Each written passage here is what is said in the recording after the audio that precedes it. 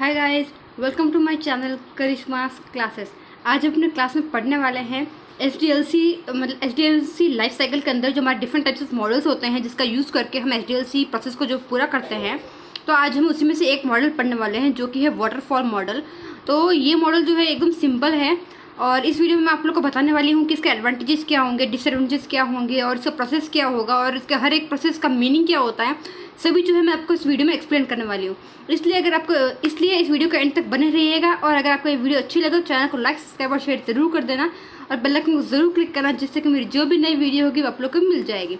तो चलो हम स्टार्ट करते हैं। तो सबसे पहले हम बात करते हैं वाटरफॉल मॉडल के बारे में। तो waterfall model that is the earliest HDLC approach that was used for the software development. मतलब ये जो अप्रोच है ये बहुत ही पहले यूज़ होने लगा है। मतलब सॉफ्टवेयर डेवलप करने के लिए जो ये प्रोसेस है वो बहुत ही पहले यूज़ होने लगा है। The waterfall model that illustrates the software development process in linear sequential flow. मतलब कि वाटरफॉल मॉडल जो है ये हमको सॉफ्टवेयर डेवलपमेंट प्रोसेस जो होंगे एक लीनियर सीक्वेंशियल फ्लो के अंदर बताता है। जैसे कि एक के बाद दूसरा, दूसरे के बाद तीसरा, इसको बोलते हैं सीक्वेंशियल फ्लो। तो इसके अंदर जो है हमारा जो भी प्रोसेस होगा वो सभी एक के बाद एक जो सीक्वेंशियल फ्लो के अंदर डेवलप होता है। तो जैसे कि मैं आपको सबसे पहले एक डायग्राम बताती हूँ कि इस वाटरफॉल मॉडल के लिए हमारे पास में क्या मॉडल है, क्या डायग्राम है। तो जैसे कि आप ये देख लीजिए, ये हमारे पास में एक डायग्राम है जो कि है वाटरफॉल मॉडल के लिए। अब इसमें आप ध्यान से देखिए, सबसे पहले requirement analysis, then system design, then implementation और कोडिंग, देन टेस्टिंग होगा, उसके बाद डिप्लॉयमेंट और देन मेंटेनेंस। तो ये है वाटरफॉल मॉडल। अभी देखो ये डायग्राम क्या हमें एक्सप्लेन करने की कोशिश कर रही है कि जैसे कि हम सबसे पहले रिक्वायरमेंट एनालिसिस करते हैं, मतलब कि सबसे पहले जो भी हमारी रिक्वायरमेंट होगी सॉफ्टवेयर के लिए हम सबको ध्यान देंगे और उसको एक डॉक्यूमेंटेड कर लेंगे। उसके बाद में हम क्या करेंगे, एक सिस्टम का डिज़ाइन बनाएंगे कि भाई हमारा सिस्टम कैसे दिखने वाला है। फिर उसके अंदर कोडिंग करेंगे। कोडिंग के बाद में क्या होगा, हम उसका टेस्ट करेंगे सिस्टम को अलग अलग एरर्स को देखने के लिए। उसके बाद में हम उसको कस्टमर्स को दे देंगे यूज़ करने के लिए। और फिर अगर कस्टमर्स को उसमें कुछ और फीचर्स ऐड कराने होंगे तो हम मेंटेनेंस का यूज़ करेंगे। तो ये हमारा है वाटरफॉल मॉडल। इसके अंदर एक स्टेप कंप्लीट होने के बाद में हम दूसरे स्टेप पे जा सकते हैं। अगर हम कहें कि हमका रिक्वायरमेंट एनालिसिस से हम डायरेक्ट मेंटेनेंस पे जाना चाहेंगे तो वो नहीं होगा। हर एक स्टेप के बाद में हमको जो है नेक्स्ट स्टेप परफॉर्म करना होगा। तो अब हम देखेंगे कि रिक्वायरमेंट एनालिसिस क्या होता है, सिस्टम डिज़ाइन क्या होता है, इम्प्लीमेंटेशन क्या होता है, ये सब हम एक एक करके देखेंगे। The sequential phases in the waterfall model that are requirement gathering and analysis. All the possible requirements of the system to be developed that are captured in this phase and documented in a required specification document. अब क्या बोल रहे हैं कि हमारा जो भी system होगा उसके अंदर हमको क्या क्या रिक्वायरमेंट्स चाहिए, हम सभी रिक्वायरमेंट्स को जैसे कि हम सभी रिक्वायरमेंट्स को एक डॉक्यूमेंट के अंदर भर लेंगे और फिर उस डॉक्यूमेंट का यूज़ करके हम सिस्टम को डिज़ाइन करेंगे। तो यहाँ पे वही बोल रहा है कि इसके अंदर हम एक रिक्वायरमेंट स्पेसिफिकेशन डॉक्यूमेंट बनाएंगे और उस डॉक्यूमेंट का यूज़ करके हम उसका नेक्स्ट स्टेप पे जाएंगे। तो यहाँ पे तो हमने रिक्वायरमेंट जो भी थी वो गैदर कर ली।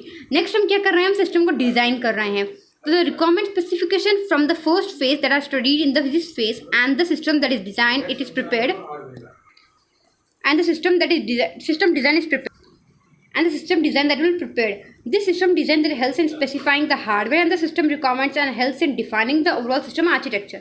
मतलब क्या हुआ कि जब हमने फर्स्ट स्टेप के अंदर में जो भी डॉक्यूमेंट बनाया है, जो भी रिक्वायरमेंट्स हमने गैदर की हैं, वो सभी रिक्वायरमेंट्स इसमें हमारे काम आने वाली है। इसके अंदर हम क्या करेंगे, उस सबसे एक सिस्टम का डिज़ाइन बनाएंगे कि हमारा सिस्टम कैसे दिखने वाला है और उसके अंदर हम स्पेसिफाई भी करेंगे कि हमें कौन सा हार्डवेयर चाहिए, क्या क्या सिस्टम रिक्वायरमेंट्स चाहिए होगी। और सभी जो आर्किटेक्चर, जैसे कि हम एक बिल्डिंग बनाते हैं तो उससे पहले हम उसका एक आर्किटेक्चर बनाते हैं कि हमारी बिल्डिंग कैसे दिखने वाली है।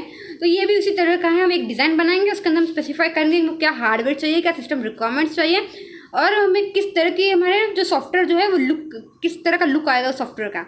नेक्स्ट हम बात करेंगे इम्प्लीमेंटेशन की। अब हमने जो डिज़ाइन भी कर दिया कि हमारा सॉफ्टवेयर कैसे दिखने वाला है, अब उसे इम्प्लीमेंट तो करेंगे, हम कुछ कोडिंग तो करेंगे जिससे कि हमारा सॉफ्टवेयर जो है कंप्लीट हो जाए। तो इस स्टेप के अंदर हम वो काम करेंगे। With the input from the system design, the system that is first developed in the small program that is called the unit and which are integrated in the next phase.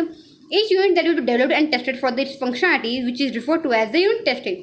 अब इस phase में हम क्या करेंगे, हमें जो भी हमने इन्फॉर्मेशन, मतलब जो भी हमने डिज़ाइन बनाया है उसको देख के सबसे पहले हम क्या करेंगे, छोटे छोटे प्रोग्राम्स बना लेंगे। उस प्रोग्राम्स को बनाएंगे और फिर उनको टेस्ट भी करेंगे कि भाई कोई एरर तो नहीं है उस प्रोग्राम के अंदर। अगर कोई एरर होगा तो हम उसको फिक्स करेंगे। तो इसके अंदर हम छोटे छोटे प्रोग्राम्स बनाएंगे, फिर उसको फिक्स करेंगे, फिर उसको गैदर भी करेंगे। तो यहाँ पे हम क्या करेंगे, कोडिंग करेंगे कि हमारे सॉफ्टवेयर की मतलब एक एक छोटे स्टेप्स जो होंगे उसको कोड करेंगे। अब नेक्स्ट जो फेस होगा वो हो जाएगा नेक्स्ट फेज हमारा है इंटीग्रेशन एंड टेस्टिंग। अब हमने छोटे छोटे यूनिट्स बना लिए, अब उस यूनिट्स को हमने क्या किया, उसको एक एक करके मतलब एरर फाइंड कर रहे हैं। अब इस फेज में हम क्या करेंगे, सभी को एक साथ में गैदर कर लेंगे, सभी को एक में मिला लेंगे, मिलाने के बाद में हम उसका टेस्ट करेंगे। अब देखो टेस्ट एक तरह का नहीं होता, जैसे रिकवरी टेस्टिंग भी होगा, सिक्योरिटी टेस्टिंग भी होगा, और डिफरेंट टाइप्स ऑफ टेस्टिंग जो हम यहाँ पे परफॉर्म करेंगे, ताकि अगर हम मतलब सॉफ्टवेयर को कुछ भी हो जाए तो फिर वो कैसे रिकवर करेगा, सभी टेस्ट जो हम यहाँ पे परफॉर्म करेंगे। अब जब हमारा सॉफ्टवेयर पूरा बन जाएगा तो हमें वो सॉफ्टवेयर को जो है कस्टमर को देना होगा, ताकि कस्टमर्स को यूज़ करके देखे कि उसके अंदर कोई एरर तो नहीं है। तो उसके लिए हमारा नेक्स्ट स्टेप आता है डिप्लॉयमेंट ऑफ द सिस्टम। अपने सिस्टम को कोड कर लिया, उसको टेस्ट भी कर लिया कि कोई एरर है कि नहीं है। अब हम क्या करेंगे, once the function and the non-functional testing that is done, the product that will be deployed in the customer's environment or released into the market। अब एक बार हमारे जो भी टेस्टिंग थे सब कंप्लीट हो गए, अब हम क्या करेंगे कि उसको या तो हम कस्टमर को दे देंगे कि भाई वो एक बार ट्राई करे, अगर उसको कोई एरर वो सब लगे तो उसके अंदर, या फिर उसको मार्केट में रिलीज कर देंगे। अब लास्ट जो फेस है वो है मेंटेनेंस। अब मेंटेनेंस कब होता है आपको बताइए, एक पीरियड होता है जब हमारे सॉफ्टवेयर हम यूज़ करते हैं, उसके बाद में हम उसको नए फीचर्स को जो ऐड करने होते हैं उस सॉफ्टवेयर के अंदर, तो हम उस मेंटेनेंस स्टेप में वो यूज़ होगा। तो मेंटेनेंस स्टेप में क्या होगा कि मतलब अगर हमें कोई भी एरर आ रहे हैं, कोई भी इश्यूज आ रहे हैं, या फिर उनको कोई नए फीचर्स ऐड कराने हैं, तो हम उस मेंटेनेंस फेस में वो कराएंगे। तो मेंटेनेंस फेज जो होता है, जैसे कि एक समय के बाद में जब हम मेंटेनेंस कराते हैं, तो जब हम जो सॉफ्टवेयर हम बना रहे हैं जिसमें कॉस्ट लगा उसके अंदर, उससे भी ज़्यादा कॉस्ट जो होता है मेंटेनेंस का हो जाता है, क्योंकि हर बार जो है कुछ ना कुछ एरर आते रहते हैं और कुछ ना कुछ फीचर्स नए ऐड करने रहते हैं। तो ये हो गया मेंटेनेंस फेज। अब हम देखते हैं कि एक वाटरफॉल मॉडल जो होता है उसका वो मतलब कहाँ पर यूज़ हो सकता है। Some situations where the use of the waterfall model that is most appropriate, there are requirements that are very well and documented, clear and fixed। मतलब कि जहाँ पर रिक्वायरमेंट जो है एकदम परफेक्टली मतलब क्लियर है, उसको एकदम परफेक्टली डॉक्यूमेंटेड है और फिक्स है कि हमको बस इतने ही रिक्वायरमेंट चाहिए, क्योंकि बीच में हम कहीं पे कुछ भी रिक्वायरमेंट जो उसको चाहिए वो हम ऐड नहीं कर सकते इस मॉडल के अंदर, इसलिए रिक्वायरमेंट जो है वो फिक्स्ड होना चाहिए। नेक्स्ट है product definition that is stable. मतलब कि प्रोडक्ट के बारे में हमारे पास में जो भी मतलब डिटेल्स हैं तो वो एकदम फिक्स्ड होने चाहिए। नेक्स्ट है technology that is use understood and it is not dynamic. ठीक है, तो टेक्नोलॉजी हम जो भी यूज़ कर रहे हैं वो हमें एक बार में समझ में आ जानी चाहिए और उसको बार बार हम चेंज नहीं कर, मतलब वो डायनेमिक होनी चाहिए, मतलब बार बार चेंज होने मतलब नहीं होनी चाहिए।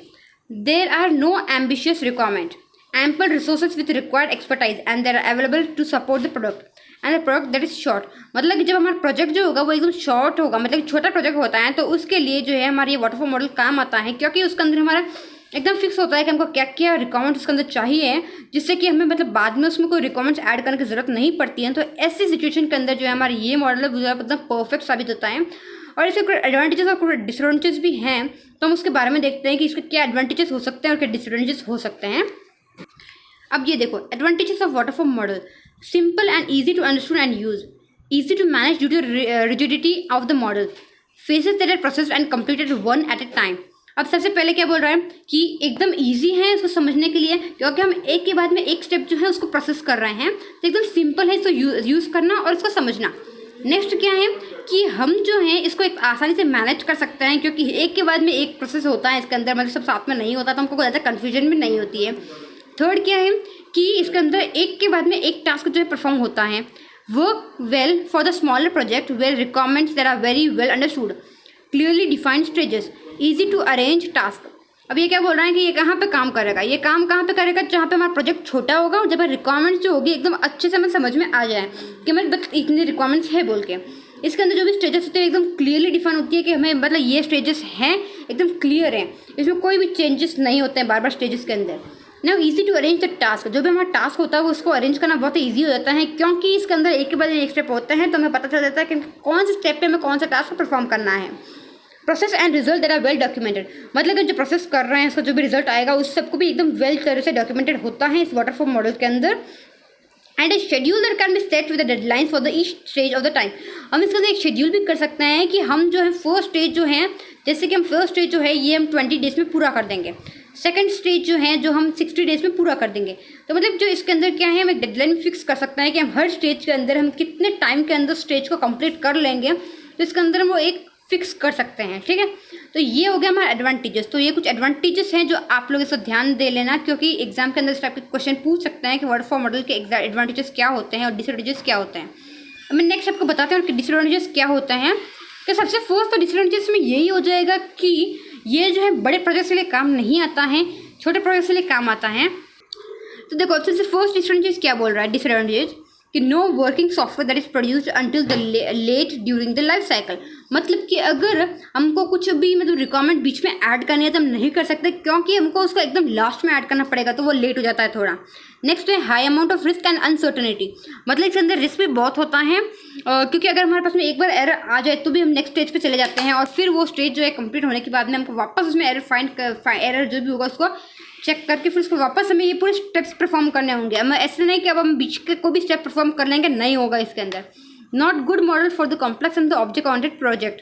मतलब कि जो भी कॉम्प्लेक्स प्रोजेक्ट होते हैं उसके लिए गुड नहीं है, क्योंकि कॉम्प्लेक्स प्रोजेक्ट के अंदर बहुत से स्टेजेस होते हैं, हमको जो परफॉर्म करने होते हैं, हमको बार बार रिक्वायरमेंट्स ऐड करनी होती है, बार बार उसको टेस्ट करना पड़ता है, बार बार चेंजेस करने पड़ते हैं, तो उसके लिए ये काम नहीं आएगा।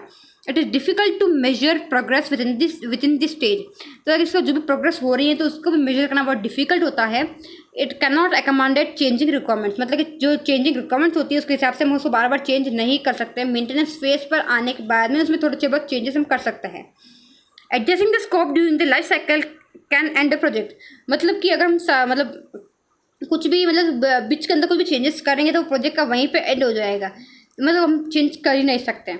ठीक है, तो इसी तरह ये हमारे कुछ डिसएडवांटेजेस हैं वाटरफॉल मॉडल के, कि वाटरफॉल मॉडल का यूज़ जो है हर जगह पे क्यों नहीं कर सकते, लार्ज प्रोजेक्ट या फिर कॉम्प्लेक्स प्रोजेक्ट के लिए हम क्यों इसका यूज़ नहीं कर सकते हैं। तो इसी के साथ हमारा आज का ये वीडियो कंप्लीट होता है। इसके अंदर मैंने आपको सभी स्टेजेस के बारे में एक एक करके एक्सप्लेन किया है।